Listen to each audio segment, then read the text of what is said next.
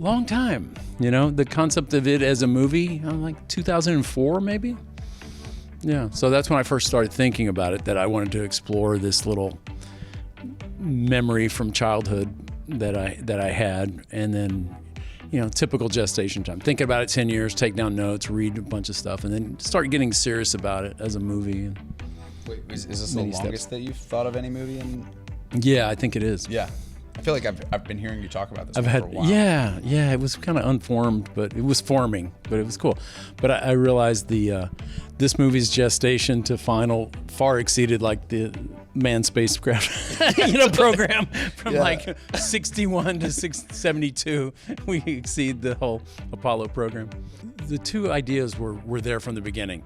The childhood fantasy and the kind of exacting recreation. That was going to be the fun, trying to mash up those two worlds. I thought that would be a good way to see the mission is from the kids' perspective, which was actually pretty exacting details of everything they say in the movie was from a transcript or a broadcast. It's all very exact to what happened. It's a kid, you know. They're pretty linked. That was the air everybody was breathing. But, you know, you're a kid. Sports, whatever was going on in the world. But this was a persistent one. And especially living near NASA at that time. I was out in the South Houston suburbs for about 18 months. But it was those kind of crucial end of 60s months when they did walk on the moon. So it was, the whole Apollo program was very special to Houston and NASA in general. They felt like they owned it. So. Look, I play a guy who works at NASA who we all make mistakes. We all build capsules a little too small. And that's sort of, where my character comes in. He's, I think the best part about this movie and watching this movie is the fact that it feels like, it's like John Hughes movies growing up where like the kid is the hero and the adults are making the dumb mistakes. Like there's sort of a wish fulfillment in that, like in looking up to the adults who are like, okay, shoot, I screwed up. Now I need your help. And like, that's my role in this movie. I'm the adult who screwed up and needs the kid's help. We accidentally built the lunar module a little too small. How'd that happen? Listen, are you good at math? Yeah. Did you get a perfect 100 on every test? No. Okay. That's sort of the fun, I think, of the role is you have to always like, no matter how, the magical realism of something like this, you sort of have to ground it in reality. And again, I'm just playing a guy who's hating myself that I have to be put in this position. I don't know. It didn't hurt. I mean, I thought, Glenn, I think that was part of my pitch. It's like, hey, you've been on the mission. You want to now control. You want to be mission control this time? This is all, yeah. So I don't know. I thought he'd like to see it from that side, perhaps. But doesn't take much for Rick to pitch me on anything. Basically, Glenn was doing me a favor to come in and do this. So it was just fun. He and Zach came in and killed it for. Yeah, that's really a big role, even though it's narration. It was something about Jack's voice. It's just, I don't know. There's a certain playfulness. I always wanted the film to clearly be comedic in that way. And I thought he'd have fun with the ironies and pulling out little expressions and stuff. So it was really fun working with him. I probably spent more time with Jack than anybody because, we just back and forth through the editing process constantly. But he's off screen, but just hearing the voice, I think people love Jack, and I just thought it'd be a fun vibe. Even if you don't know it's him, subliminally you go like, is that? It's like something positive. I mean, Kung Fu Panda or Jack Black, something positive is coming out of that voice that's funny too. Let me tell you about life back then. Living in the Houston area in the late 60s, it was a great time and place to be a kid. Awesome! But the world was changing, and so was how we saw ourselves in it. Yeah, I kind of want to make it from the kid's perspective. I was really just trying to get inside the mentality of a kid of that time. So if you work from there, then you don't get that condescending thing. What Glenn was talking about earlier about it's, the kids are kind of in control and the adults are in relation to them. You get in this territory, I think it's easy to be either sentimental or something too sweet or something. The movie has a lot of fun little, edges because I was really trying to capture the dissonance in a young person's mind, the confusion, like how the world works. You don't really know. There's all this crazy stuff going on in the world. It's kind of doom and gloom, and yet it's so optimistic. And I was just trying to capture the cacophony and the confusion that goes on in a little kid's head while you're trying to figure out the world. But yet you're still young enough and naive enough to actually still have these kind of crazy fantasies because you don't know how the world works. So it was kind of fun to play with that, you know. You know what I found really fun watching the movie is that you're nostalgic. It's like a nostalgia bomb, but you're nostalgic about really like things that stupid little like little tiny things, and then like the things that are like world big moments. You know, you sort of like move back, which is really kind of fun. Like it's really how someone sees the movie. Like when you're a kid, you don't think about big epic moments where Walter Cronkite is on TV or doing that stuff as seminal moments. You think about, you know, the girl who's living next door, or you're thinking about, you know, oh my God, I want to launch this little rocket, you know, and yeah, you know, they're like, equal. Yeah, you don't really have the scale is off in a young person's mind. I mean, obviously it's a huge deal. We're walking on the moon.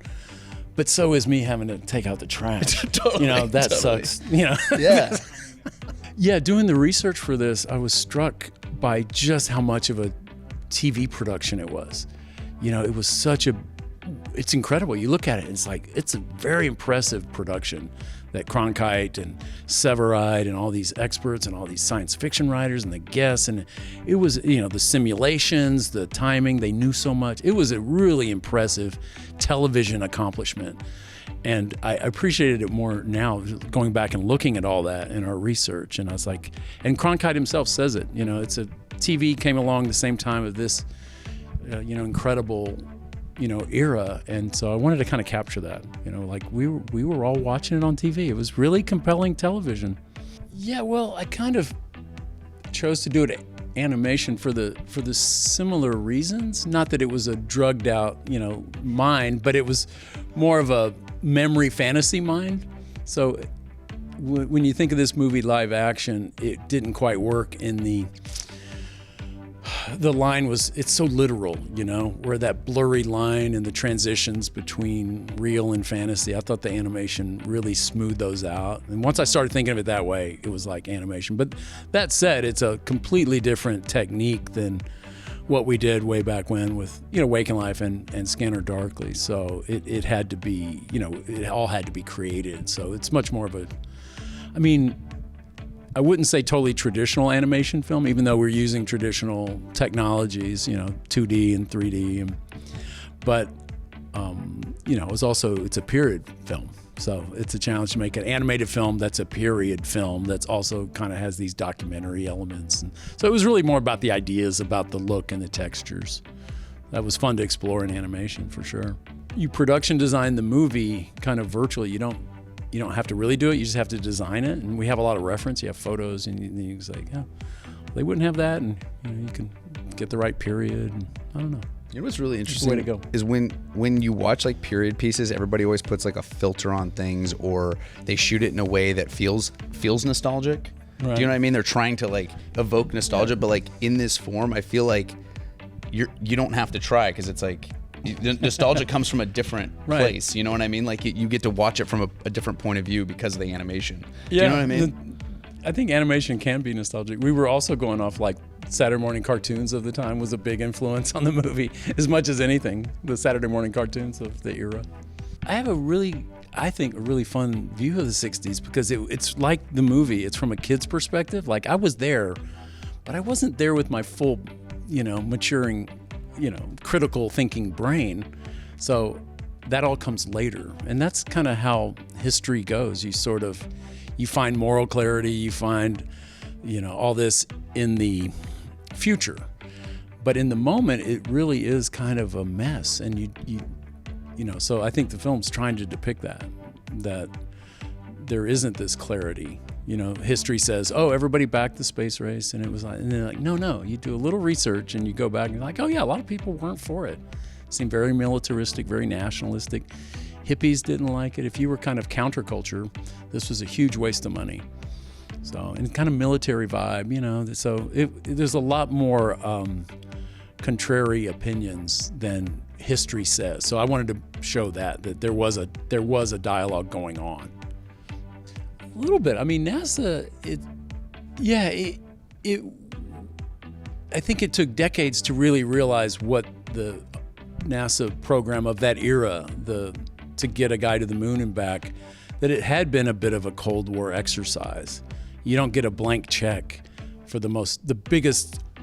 They said the Apollo program is the largest undertaking in world history that wasn't military. But you realize, it did have a little bit of military in it. It was kind of a Cold War thing. Kennedy had a goal, and we did it. It was, so it's such a success. It's such an achievement that all the other stuff sort of goes away. No one today says they wish we hadn't done it. I mean, that's impossible. So, but there's always a dialogue. What's unique looking back is the absolute lack of partisanship. It went from administration to administration, Democrat, Republican, back to Democrat. No mention, not a whiff of partisanship. It was our country was doing this, and everybody, that was just it. So, yeah, you have to kind of miss that everybody being on the same page. That seems technically impossible now. But everybody's got to buy in, if you're going to do something great.